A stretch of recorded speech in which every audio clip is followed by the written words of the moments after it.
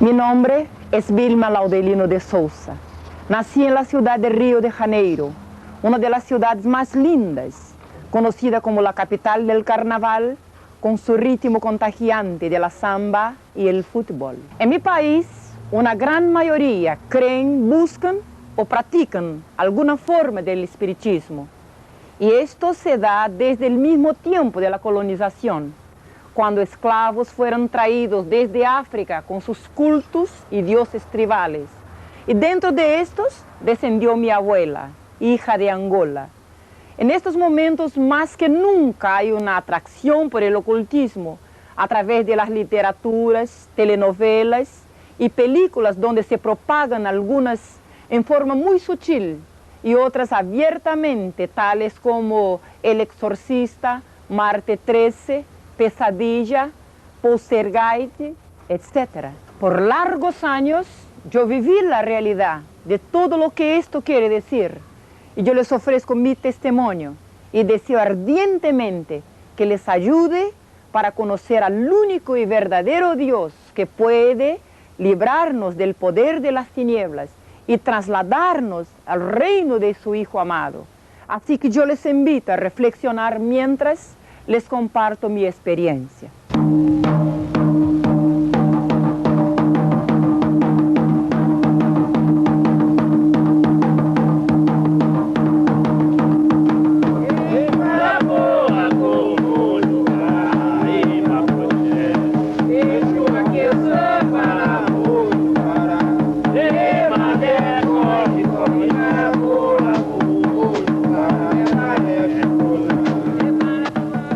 Vilma, usted es una persona muy conocida a nivel latinoamericano, ministrando el Evangelio a muchas personas importantes involucradas en la magia negra.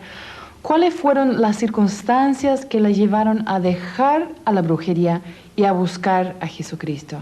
Todos los adoctrinamientos por los cuales yo tenía pasado a un largo de 22 años de una vida consagrada a los espíritus, a las sectas que se caracterizan en mi país, Brasil, y muchas que se denominan como tipo Umbanda, Candomblé, y he llegado a la cumbre que se llamaría Quimbanda, o sea, una ramificación de magia negra. En un cierto momento en mis prácticas, habiendo tenido una experiencia agravante, yo me di cuenta que algo iba mal. Y a lo mejor te puedo decir que yo no busqué, yo fui buscada por Dios. Yo tengo entendido que desde antes de nacer y durante toda su infancia, su vida fue dedicada al ocultismo, la brujería y al espiritismo.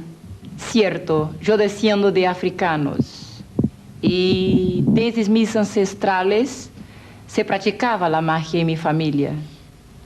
En el mismo momento de mi nacimiento, mi abuela, una señora bruja, me consagró a los espíritus, a los mismos que poseían a su cuerpo, ya que sabía que se acercaba el momento de su partida. Y desde mi llegada al mundo, yo fui entregada a ellos. ¿Cómo se explica lo que sucedió esa noche? Desde esta mañana, cuando me desperté al otro día, ya un sentimiento fuerte me dominaba, miedo. Un miedo horrible, la impresión que alguien me miraba de algún punto, alguien yo asustada. Siempre se caracteriza así esta posesión, por un miedo desenfrenado, inexplicable. Pero ahí había algo más raro aún en mi casa. No había nadie. Y yo corría por toda parte y buscaba a la mamá, a mi hermana, cuando ahí estaba un perro, un policial negro.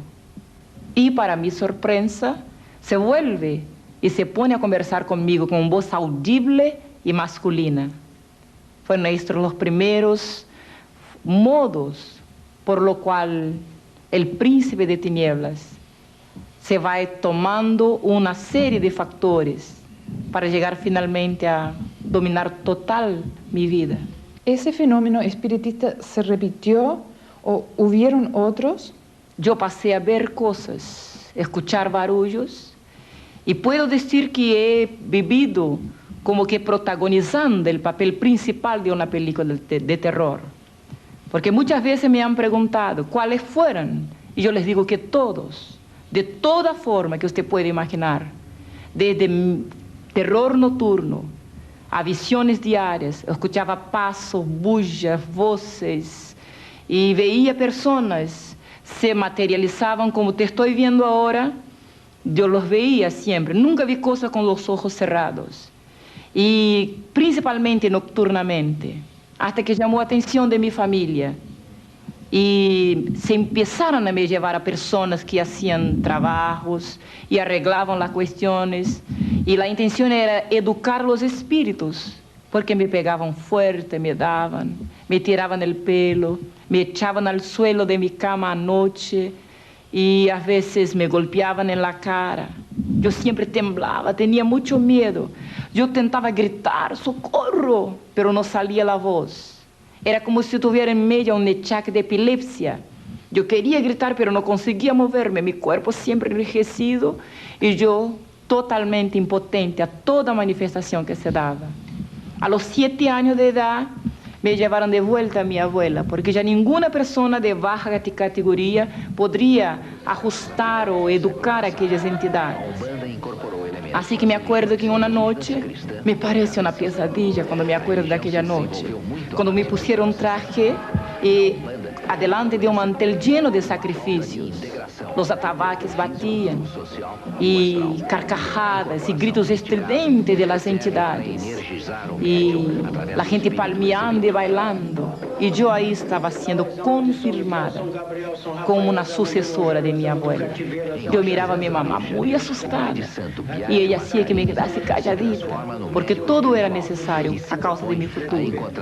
A mí me decían que yo fui predestinada para ser una sacerdotisa. Bien temporariamente las cosas se atenuaron. Mientras yo servía ahora, porque como tenía mucho poca edad, no podría llegar al grado mayor. Entonces empecé en Umbanda, una ramificación mezclada con blanco de espiritismo brasileiro, pero que en realidad esconde cosas muy fuertes, muy dominadoras, cosas que pueden destruir eternamente a una persona. Ahí se invocan espíritus de muertos, espíritus del aire, del cerro, de selva, del mar, pero por detrás de todos estos, y en toda esta planificación, todas estas entidades, o sea, espíritus, que fueron tomando gobierno de mi cuerpo, se escondía una sola persona. Y esta yo la encontré al fin de la caminada. A los 13 años de edad, yo llegué a una segunda secta que predomina en mi país, Candomblé. Esta ahora está casi que mundialmente conocida. Se trabaja mucho con poderes psíquicos, gobierno de mente, con mensajes de extraterrestres. Se trabaja con control de carácter, de personalidad, control político, control emocional, control financiero. A través de Candomblé, cuando yo llegué ahí, buscando una respuesta para mi problema, se dio algo rarísimo. Ahí estaba un templo muy grande, un sacerdote. De espalda estaba cuando yo adentré, buscando respuesta, de nuevo le digo. Y cuando percibió mi aproximación, hice un gesto y se sacó una toalla y hace una reverencia. Yo perdí el sentido. Cuando me di cuenta, toda una noche se había pasado. Mi mamá me miraba muy admirada y me preguntaba, ¿tú no sentí nada? Le dije, no, no siento nada. Y me dije, hija, un príncipe adentró a tu cuerpo y tomó mucha aguardiente y ha fumado muchos habanos. Y yo tenía 13 años de edad. Sus padres, ¿qué había detrás de ellos? Fíjese, mi mamá era espírita, así como mi abuela. Y mi papá no creía en nada, era ateo. Aproximadamente entre los 9 y 10 años, algunos fenómenos también paranormales se daban conmigo en la misma escuela. Mientras estaba en la clase estudiando, una entidad adentraba en mí, lo que no es normal. Si alguien que me está escuchando conoce el factor, la jerarquía espírita, sabe que nunca un practicante de Umbanda puede ter manifestaciones del espiritismo científico. pero a mí adentraba una entidad y yo psicografaba. Yo no tenía conciencia, yo no quería hacerlo, pero mis manos se movían. Y en una cierta ocasión la maestra me flagró y levantó mi cuaderno y dijo, vean por qué esta niña no aprende nada. Yo miraba desesperada. Quería decirle a ella, no fui yo que hice esto. Pero era mi cuaderno con mi letra. Y había un dibujo, la figura de un hombre, y una firma abajo. La figura era de Satanás. Y la firma era, yo soy el demonio de la medianoche. De ahí me encaminaron a una iglesia para un trabajo de exorcismo. Pero fue escuchando una clase de catecúmenos de esta iglesia que las cosas empeoraron. Cuando la joven decía sobre Dios, un Dios que había creado a todos, un Dios que estaba en los cielos, un Dios que amaba a gente buena. Y sabe que yo miré adentro de mí misma, aunque fuera bien niña, yo ya tenía una percepción muy profunda de muchas cosas, podría entender y escudriñaba siempre todo. Y mientras ella hablaba, yo miraba mi vida. Y le doy un perfil de mi infancia. Yo soy la cuarta hija negra. Soy hija de una mujer de descendencia europea, con hombre de descendencia africana. Yo fui la única que heredé todos los trazos característicos de negro. Así que nunca nadie ha creído que yo era hija de mi mamá. Yo sufrí en mi propia piel el choque de raza, de cultura, de sociedad. Siempre la gente preguntaba, ¿esta es su empleada? Mis hermanos a veces se burlaban de mí y decían, la mamá te encontró en la puerta, tú no eres hija de ella. Y esto se fue criando adentro de mí algunos sentimientos como recalque, rechazo. Me sentía desajustada, un desequilibrio emocional. Yo me sentía menor, pensaba, ¿por qué soy diferente? No conseguía entender. Y a la idea que me enseñaron, que Dios había creado todo, no me gustó. Porque pensaba, entonces Él me ha creado tan diferente. Yo nací en un barrio elitizado de mi ciudad. Ahí estaba la gente de plata, la gente de cultura, la gente de la élite y la gente blanca. Y no todos me querían. A veces uno no puede imaginar el mal que hace mirando con poco casa a un niño. Pero yo me daba cuenta que casi nadie me quería.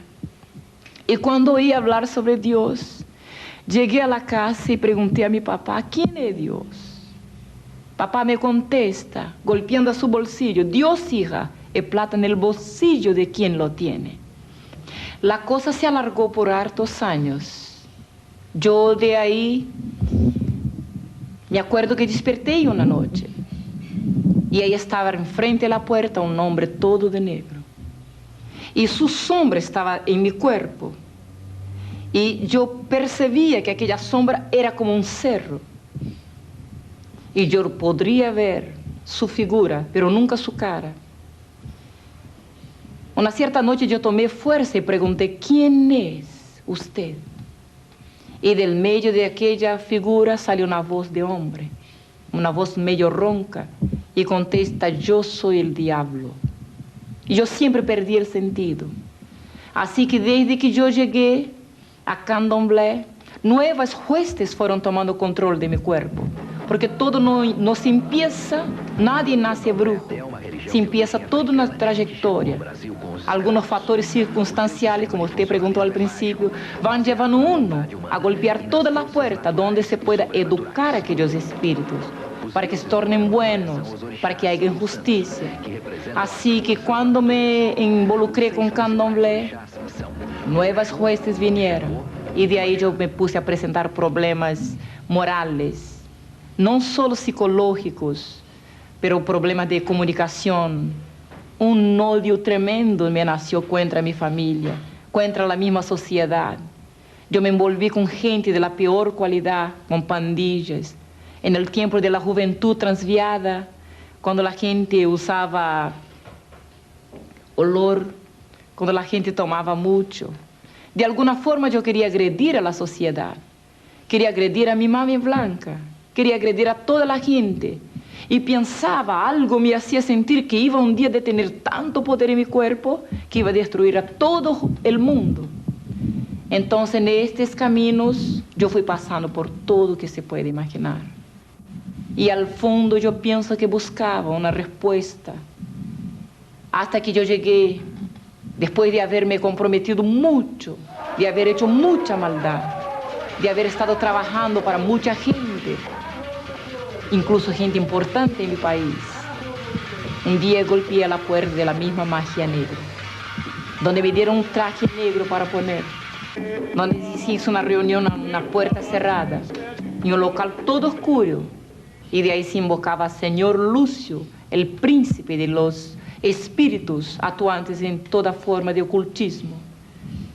Fue una noche también rara en mi vida, porque como vidente que era yo, vuelvo a decirle que nunca vi ningún espíritu así de ojos cerrados.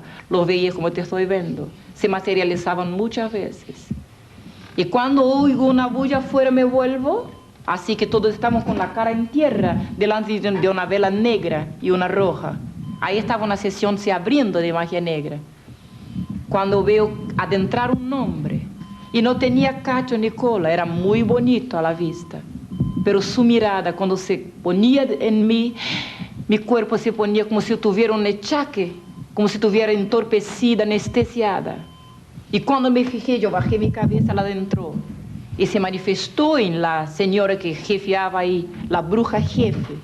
Y vino usando una corona de oro, una ropa negra, un puñal y un tridente.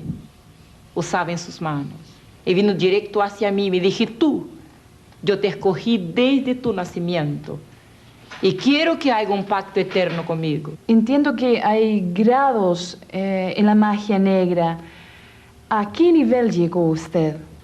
Fíjese que el espiritismo tiene muchas escalas. Hay los que van por curiosidad, hay los que llegan por necesidad. Y por ahí se empieza un comprometimiento con la entidad. O sea, el pidiente pide un favor y de ahí ya está comprometido. Cuando el espíritu le hace alguna cosa, usted se torna deudor. De ahí le requiere algún sacrificio, alguna ofrenda. Y va por escalas hasta que llega a pedir su propia alma. Pero esta ya sería la escala mayor para los que se involucran, los que practican, que asisten, que cultúan inclusive con danzas, con cánticos, con palmas. Yo, por ejemplo, pienso que llegué al grado mayor porque él mismo había declarado, te escogí.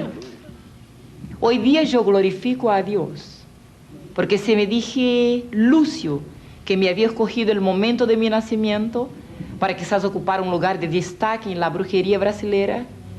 La palabra de Dios me dice que antes que yo viniera al vientre de mi madre, el Señor Jehová también me tenía escogido. Pero en esta ocasión todos me miraban y me trataban con reverencia, porque yo ya tenía poderes, yo podría influenciar en personas. Siempre trabajaba por revelación y un brujo actúa mucho por su propia fe, su convicción. Teóricamente yo no conocí mucho el espiritismo. La cosa estaba en mí, ¿me entiende? En mi mente me ocurría. Yo pensaba, tiene que ser esto e esto. O sea, yo ya no vivía. Lúcio o Lúcifer vivía en mi mente. Entonces, se puede tocar en una familia. Se puede cambiar un hombre en homosexual. Muchas veces lo he visto. Se puede destruir un hogar, un negocio, un gobierno. Se puede llevar uno al gobierno y se puede sacarlo también. Todo esto se hace en magia negra. Há pouco tiempo mi país fue avalado por un escándalo a nivel mundial, cuando se descubre que un presidente de república practica magia negra. Pero esto no es inédito. En toda tierra, en este momento, millones y millones de personas buscan en cosas místicas, en ocultismo, en toda suerte de práctica de hechicería, la respuesta para sus problemas. Hay un desenfrenamiento espiritual en el hombre, una ignorancia, un analfabetismo que los está conduciendo por cualquier puerta, porque hay un dicho que toda calle te lleva a una venta, pero no todos los caminos te llevan a la verdad.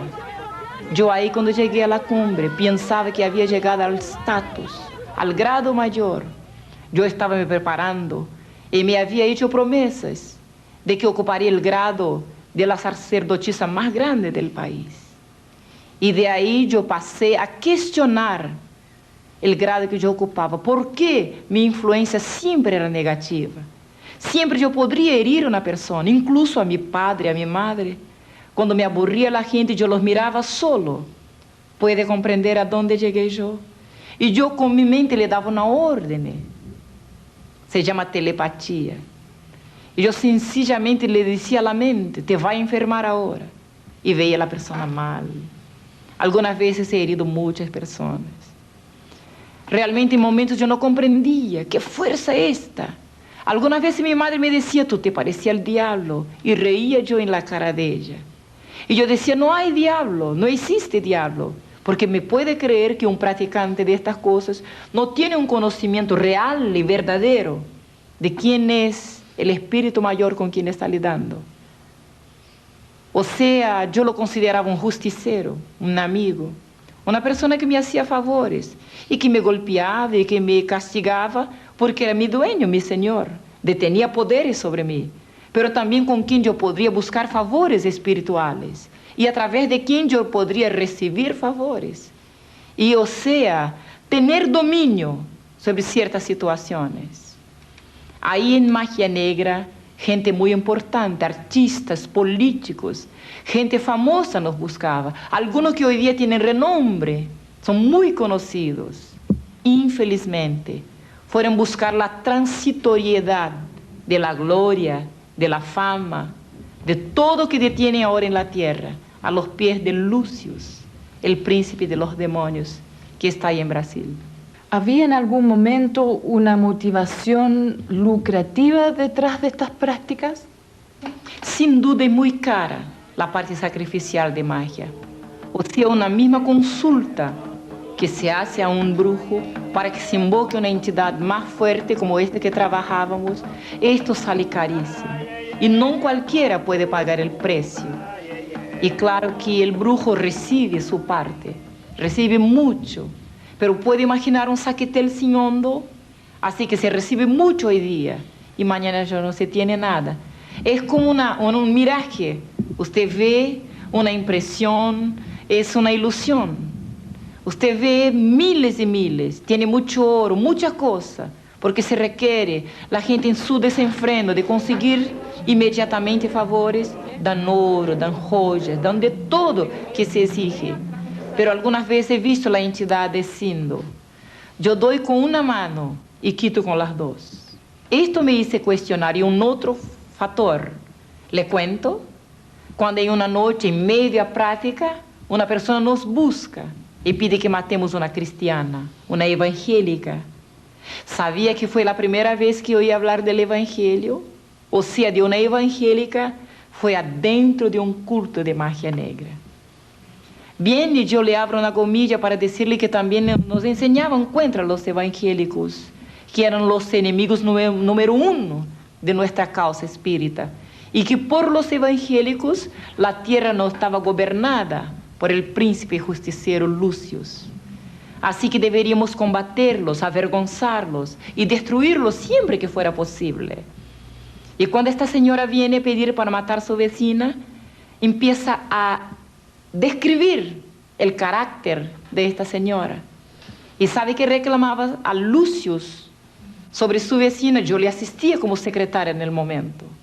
Decía, ella está siempre orando a su Dios, siempre está glorificando a su Dios, siempre cantando alabanzas. No es adoradora de la señora, de la Virgen. Ella dice que nuestros espíritus son demonios. Y se tan pedantemente declara que va al cielo. Bien, yo escuchaba la charla y pensaba, ahora sí voy a aprender y voy a destruir a toda esta gente, los evangélicos. Pero cuando el mismo príncipe extiende las manos y dice, no, ya basta, no me adelante a pedir nada contra esta mujer. Ella tiene un espíritu superior que mí, contra lo cual yo no puedo. Ahí yo cuestioné. ¿Quién será este espíritu superior que detienen los evangélicos? por el momento, por nunca haber oído hablar de las cosas del Evangelio, yo pensé, entonces los cristianos son los peores brujos, porque contra ellos ni siquiera el príncipe mayor de nosotros puede. Pero hoy día, cuando conocí la verdad, cuando la verdad me libró, yo sé el secreto de los evangélicos. Cada uno de estos pequeñitos, puede que sean analfabéticos, ignorantes, o grandes, cultos, no importa, que han lavado sus vestimentas en la sangre de Jesús. Ellos viven bajo más de 8.000 promesas de Dios inseridas en la Biblia, la palabra del Señor. Pasado más un tiempo, yo tenté apartarme, cuando participé de una muerte de un empresario. Le cuento que se contrata espíritus, como se contrata una pandilla, un matador profesional. Así también se trabaja en magia negra. Se invoca una entidad de muerte y le da un pago en sacrificios, en ofrendas, en animales. Y se sacrifica a la misma persona, como si fuera el animal. Y esta es la paga que se da a los demonios. Y cuando yo asistía a una conversa, un concierto de los dos, y el príncipe contestaba al hombre, yo mato cualquier persona cuando me pagan. Esto me tocó. Y yo pensé, entonces me matará si le pagan a él también. Y de nuevo el cuestionamiento, pero luego a mí, que desde mi cuna yo estoy consagrada, estoy practicando estas cosas. Yo volví a mi casa y le dije a mi mamá, mamá, nunca más yo quiero practicar ninguna forma, ningún tipo de magia. Y esto sabe que es muy importante, una decisión personal. Realmente yo era el contexto de lo que se puede decir cansada. ¿Y sabía en algún momento que lo que hacía era malo? Siempre funcionaba más para lo malo. La gente venía desesperada, llorando, exponía sus problemas, sus situaciones. Y siempre había un espíritu de contienda. O sea, una persona buscaba y decía, tengo un problema, no entiendo. Y ya le echaba contra el vecino. Tú tenías una persona que está actuando mal, está haciendo una trampa, alguna cosa así. Y ya si ahí se daban una serie de cosas para se trabajar ya inmediatamente contra alguien. Este siempre es el seguimiento de la macumba que se practica en mi país y en toda tierra, infelizmente. Vilma, hemos escuchado su historia, hemos escuchado mucho testimonio impactante, muy fuerte para muchos. Pero ¿cómo fue el momento de su conversión? ¿Cuándo fue el momento en que usted se entregó al Señor Jesucristo? Fíjese que se pasó que yo retiré todos mis objetos de trabajo. Tenía altares, tenía trajes, tenía todo que se usa para manipular con el espiritismo. Yo los eché a un río, pensando que desechándome de lo externo, estaba sacando lo que realmente gobernaba mi cuerpo. Cuando recién me vuelvo a la casa, adentro a mi pieza, ahí él adentró, materializado. Y ahí cara a cara estábamos, cuando él apuntó aquí en mi nariz. Y nunca me olvidaré su odio y cómo me ponía impotente cuando se acercaba. Cuando me dije, tú eres mía, nadie en que me pertenece me abandona como tú estás pensando, porque yo soy el diablo. Mi nombre es Lucifer, yo soy Satanás, tu dueño. Si piensas en dejarme, te lleva al infierno. Sabe que yo nunca, repito, había creído en estas cosas. Pensaba que murió, acabó, o a lo mejor, como muchas veces la ciencia muestra, que hay ahí uno va a estar volando o descansando o en un local cualquier, o simplemente terminó la reencarnación, que parte de la doctrina espírita, murió, en otro tiempo vuelve, reencarna en otra cosa para pagar sus pecados, o un poco de doctrina católica, murió, va al purgatorio y de ahí paga un tiempo. Pero cuando se presentó y me habló directamente así cara a cara de infierno, aún así yo tenté contradecirle, enfrentarme con él. Me sentía muy poderosa. No entendía hasta aquel momento que los poderes que detenía yo no eran míos, que el hombre es totalmente impotente diante del diablo. Por eso la palabra de Dios dice que el Hijo de Dios se manifestó para deshacer las obras del diablo, porque sabía que ningún hombre podía enfrentarse con él como realmente lo es.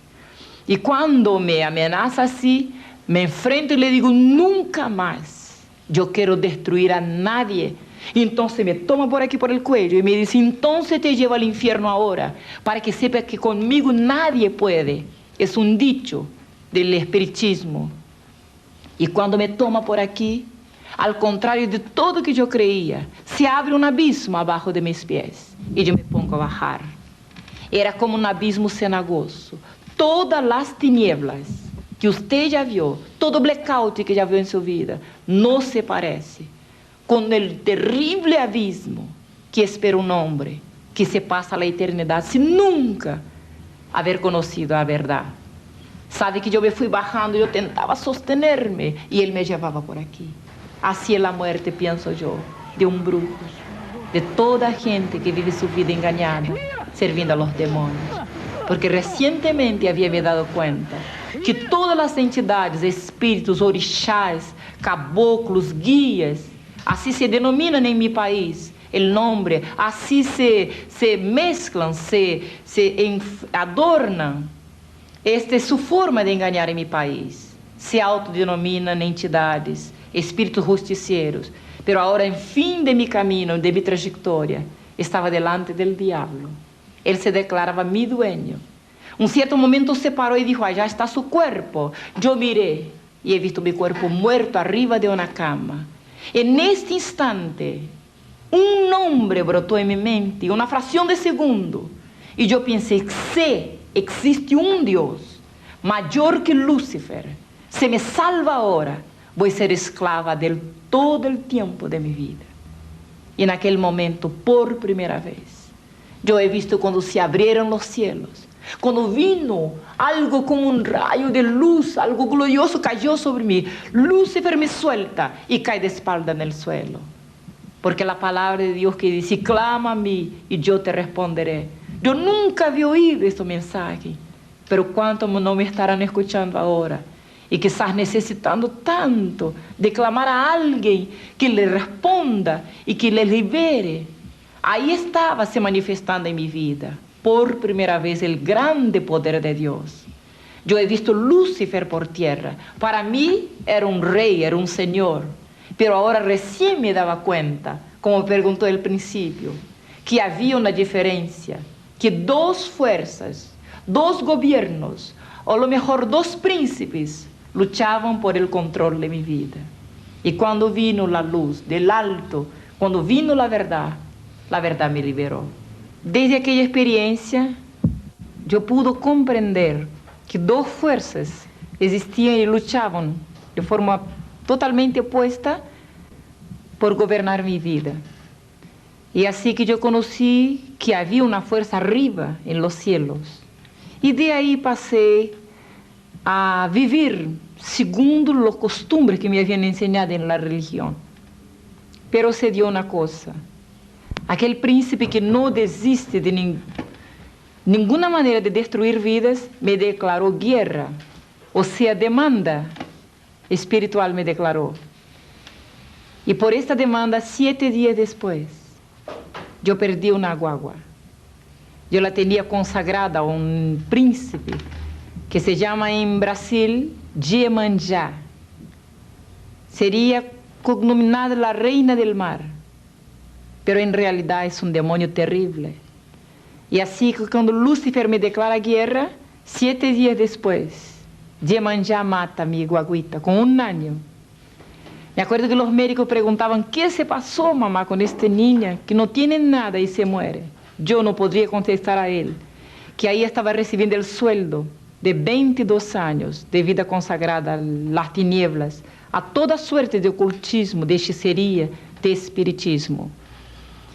Bien, luego cada semana un golpe nuevo contra mi familia, hasta que una noche llegando a la casa había una noticia. Mi mamá estaba tuberculosa en último grado, fue llevada a una posta. De ahí yo momentáneamente vacilé, adentré a mi pieza y realmente yo pensaba, ¿quién nació para esto no puede salir? Porque ahí está la ley del espiritismo. y yo lo invoqué. Cuando vino él materializado de nuevo, me dije, yo te llamé a un pacto y tú no lo hiciste. Ahora yo no quiero pacto contigo, quiero tu sangre, quiero tu vida y quiero tu alma. Así que le pregunté, pero mi mamá no tiene nada que ver con mis asuntos. Y él dije, voy a destruir toda tu familia y después te llevo conmigo porque tú eres mía. Bien, y cuando yo le pedí una cosa que hoy día yo digo que él nunca tiene de sus esclavos, es misericordia, me dije, fíjese la vida de ella por la tuya, suba arriba de un puente, se echa abajo de un tren. 15 días después estaba todo listo en una noche, con plata para mi entierro en sobre y carta de despedida. Al otro día, cuando fuera saliendo por la mañana a trabajar, como si fuera a esperar el tren en la estación, me echaría de un viaducto a frente del tren y de ahí quizás librase el alma de mi mamá, entre comillas, porque hoy día sé que el diablo nunca habla la verdad, es el padre de mentira. Así que en aquella noche me acosté, y así como sería la última noche de mi vida, no quería dormir. No sé cómo se sentirán miles de personas que me escuchen ahora, con ganas de morirse, de autodestruirse, pero yo le digo que terrible, no hay palabras para decir la última noche de un suicida. Yo quería reportar mi vida, hacer un retrospecto. Y ahí en la oscuridad de mi pieza estaba pensando, ¿para qué será que yo nací? La vida es muy insípida, muy insólita, no tiene razón. ¿Será que el hombre nace solo para morir y irse al infierno? Y un cuestionamiento sin fin yo me llevaba hasta que llega la madrugada. Bien, los brujos llaman la hora grande, pero hoy día yo puedo decir que era la hora de Dios para mi vida. Repentinamente del alto, una voz me hace una pregunta. ¿Y si yo le decir que Dios existe? Fíjese que Dios tuvo primero que me desenseñar la enseñanza de la infancia de mi padre. Y cuando aquella voz me preguntaba así, yo reaccioné con violencia. Ahí estaba delante de mí toda mi vida, mi sufrimiento, el rechazo, todas las cosas, y yo aburrida contestaba, no existe Dios. Pero por segunda vez la voz me preguntaba, ¿y si yo le digo que existe un Dios todopoderoso? Esto fue impactante para mí, totalmente inédito. Yo conocía muchos dioses, muchos príncipes, entidades, pero un Dios todopoderoso. Así que a esta idea yo tuve miedo, porque todos mis pecados se pusieron a desfilar enfrente a mí. Me parecía que me acusaba, entonces me dio un miedo y yo pensé, si hay un Dios todopoderoso, no debe gustar gente de mi tipo, de mi categoría. Y para defenderme inmediatamente yo reaccioné, pero también no me gusta de él. Así que por tercera vez una voz dulce, suave, me pregunta de nuevo, y si yo le decir que hay un Dios todopoderoso y Él te ama, así como tú eres, yo reaccioné. Puse las manos aquí, empecé a llorar, y yo lloraba, y al fin mi alma gemí. Yo pensaba, qué bueno si hubiera un Dios que amase a mí con todo este error, con todo esto pasado, con toda esta basura.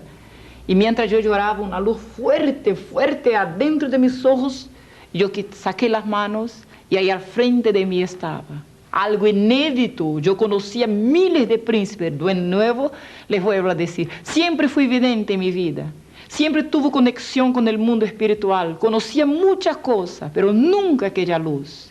Y yo quería fijarme, pero ella me ciegaba. Y cuando me paré para ir en dirección de aquella luz, que yo no comprendía aún quién era que estaba ahí, entonces veí cuando mis manos, mi cuerpo empezó a dar vueltas, y cuando yo caí de espalda para el frente, y los demonios a su turno iban adentrando en mi cuerpo. Yo estaba muy admirada, porque podría verme en el suelo, y recién, mientras escuchaban los demonios diciendo garabatos, blasfemias, insultos, y se rascuñaba como una culebra yo por el suelo, yo comprendí recién que estaba poseída por un espíritu enemigo de aquel supuesto de luz que estaba se acercando de mí. Y ahí en mi pensamiento me puse a llorar. Y aún así reaccioné como una bruja. Yo lloraba y decía, fíjese Dios, tú eres injusto, tú eres malo, ¿Por qué tú permitiste que yo viniera al mundo para hacer tanta maldad y ahora recibir en mi propio cuerpo el pago de esta maldad? Y para mí me parecía, no podría mirarlo un segundo, me parecía que estaba me mirando, serio. Y cuando yo quería herirlo de alguna forma, y le dije, fíjese, yo sufrí tanto en este mundo, que sufrí más que tu hijo, porque me habían dicho alguna vez que Dios tenía un hijo, cosa que nunca yo he acreditado. Cuando hablé así sentí, no pudo ver que reaccionó, y sentí cuando me levantaron del suelo y fui siendo llevada por el aire y me pusieron parada en un local y yo abrí los ojos, miré alrededor y ahí he visto la escena que cambió todo el futuro eterno de mi alma. Miles de personas ahí estaban en una plaza grande, veía un predio al fondo, las columnas, veía la multitud gritando y yo pensaba, qué raro, ¿qué estoy yo haciendo acá? Porque los trajes de las mujeres, todo costumbre, como si fuera una otra época. Yo veía que la gente gritaba y algo se pasaba ahí en aquel predio y fui abriendo camino ante toda aquella gente para ver qué se pasaba ahí adelante. Y veía una cuerda humana formada por soldados que se vestían como los romanos de la antigüedad. Ahí arriba de la escala había muchos soldados y un hombre en una silla grande que se paró y apuntó a otro que estaba atado en un local lleno de soldados. A un poste estaba atado. Y cuando preguntó, ¿qué haré de Jesús de Nazaret? Me impactó mucho este nombre, porque yo conocía varios Cristos, como el Cristo de Plaga, el Jesús de Bonfim. Conocía muchos, Oxalá era una ramificación que se llamaba el Dios, pero nunca había oído este nombre Jesús de Nazaret. Y cuando el hombre apuntó a la columna y preguntaba así, la gente se puso a gritar rabiosa, crucifica, crucifica, y yo los miraba. Inconscientemente me paré las manos y me puse a gritar, y me dio una rabia, un odio, yo me puse a gritar, pero de repente pensé, ¿qué estoy yo haciendo acá? ¿Qué tengo yo que ver con este hombre? Y me volví hacia atrás a ver más quién ahí estaba, y he visto una escena que nunca más me olvidaré.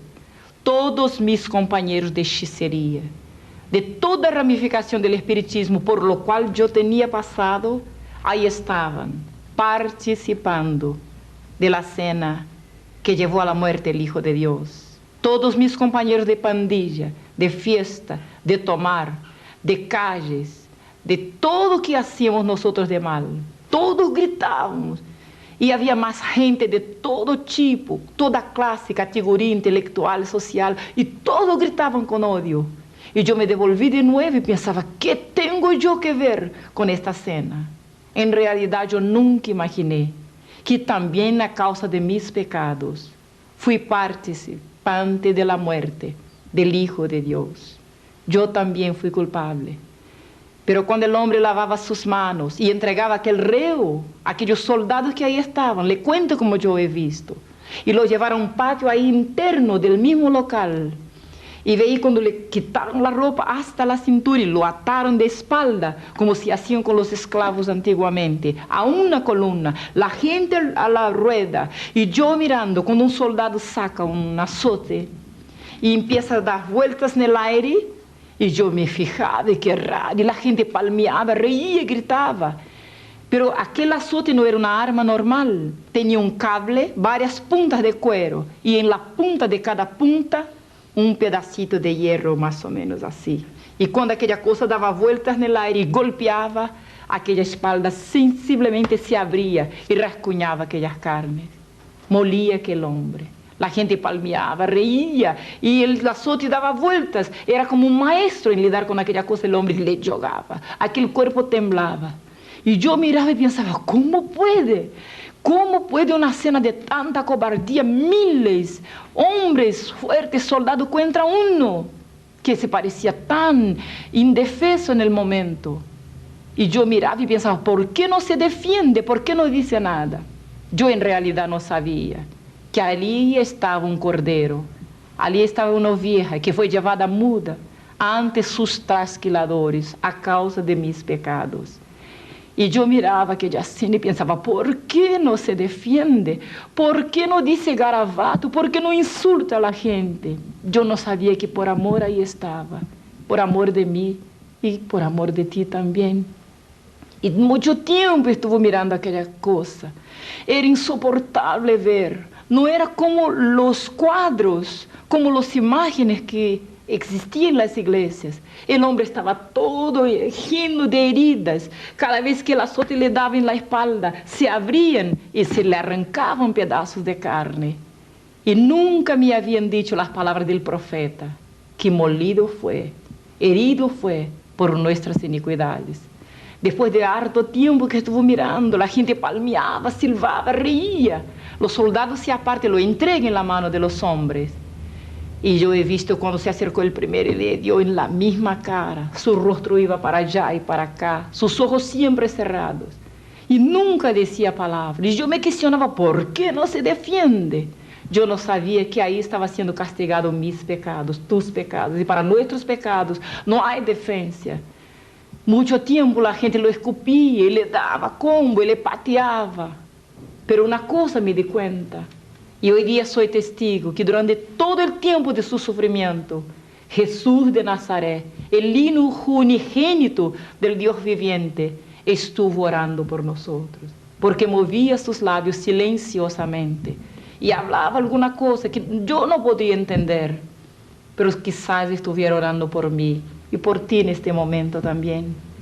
Y mientras estaba moviendo sus labios, la sangre iba bajando por su boca, por su nariz, y no era aquella figura con un rascuñoncito aquí, otro aquí, pero se hinchaba su cara de tanto que le daba, tanto que la gente le pateaba, le escupía, se mezclaba la sangre con el escupir de la gente. Después de mucho tiempo volvieron los soldados, y aquel hombre ya no era una cosa normal, era una masa humana, pero sin decir palabra.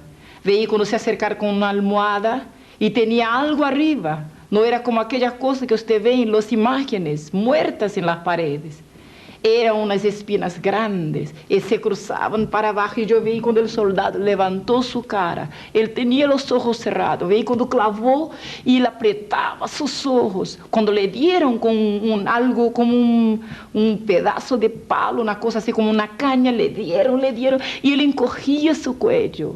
Y de ahí se bajaba la sangre. Yo miraba y pensaba, ¿cómo puede alguien sufrir tanto y callado? Y la sangre iba bajando. Y yo oía cuando el golpe daba en la cabeza, él encogía.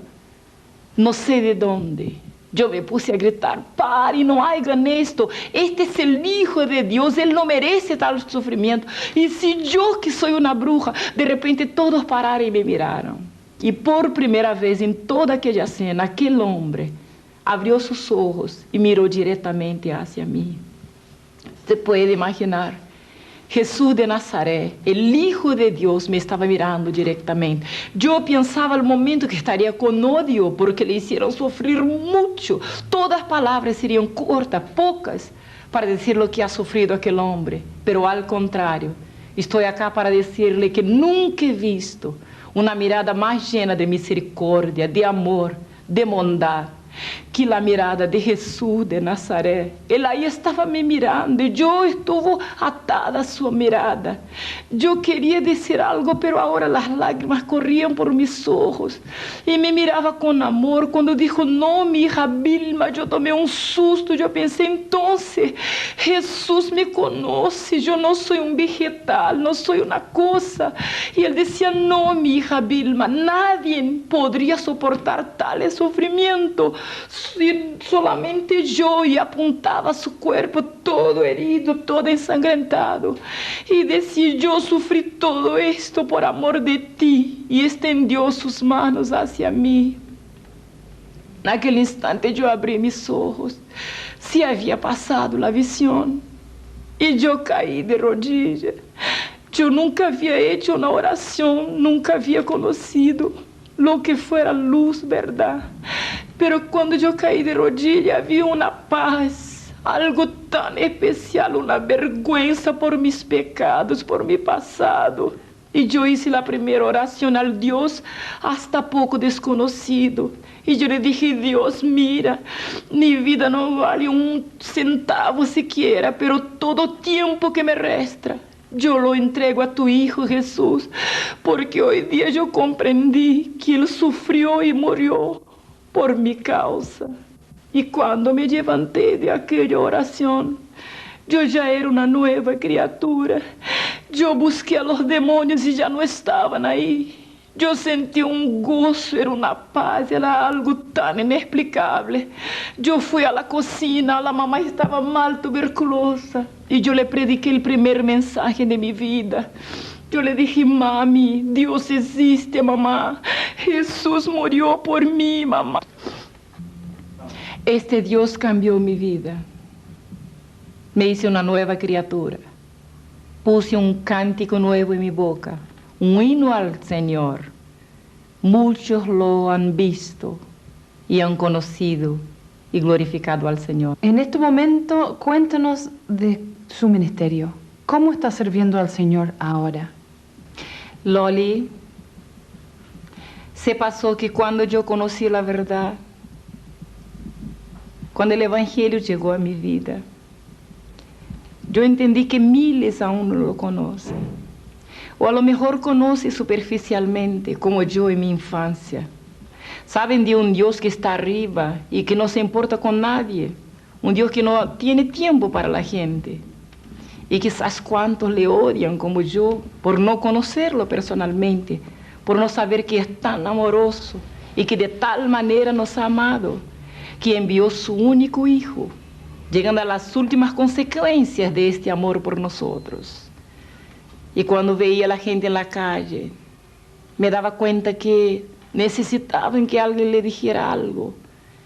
Y pienso que el mismo Espíritu de Dios ha propuesto en mi corazón. Yo dediqué toda mi vida. He recorrido muchos países. Gran parte de mi propio país yo he estado recorriendo incansablemente. Grandes locales, pequeños locales, hablando a miles o a uno solo, no me importa, donde el Espíritu Santo de Dios me ha enviado. Yo he ido con mucha alegría y quiero decirle que me ofrecí al Señor como esclava. No atendió a mi oración, me recibió como hija. Soy hija del Dios viviente. Nunca más los demonios, Loli, tuvieron gobierno en mi cuerpo. Nunca más el vicio, el odio, la miseria. Jesús cambió todo el futuro eterno de mi vida. Y cuando puedo escuchar su voz a través de los siglos diciendo: id, predicad estas palabras, enseñad a toda la gente a guardar las cosas que yo he dicho, yo siempre, mientras vida tenga, voy a proseguir haciendo esto. En mi oración más ardiente es para que esta experiencia, aunque no haya sido bien explicada por la diferencia de idiómica que hay entre nosotros, pero sé que hay uno que puede llegar al corazón, que es el Espíritu Santo, y que pueda servir de ejemplo para cuantos brujos que quizás tengan tantas ganas de apartarse de un pasado negro, sucio, tengan miedo a las amenazas, a coacción, al gobierno del príncipe de tinieblas, que se acerquen a Jesucristo. Es el general que venció a quien yo no podía vencer sola, y se tornó dueño, Señor, Padre y amigo, mejor que tengo yo. Vilma, muchas gracias por estar con nosotros. Ha sido una bendición para nosotros poder escuchar, compartir este testimonio con muchos que necesitan escuchar este tipo de materia para llevar sus vidas en alguna manera a los caminos del Señor y trasladarse de la oscuridad a la luz. Y le agradecemos con todo nuestro corazón por este tiempo juntos. Amén.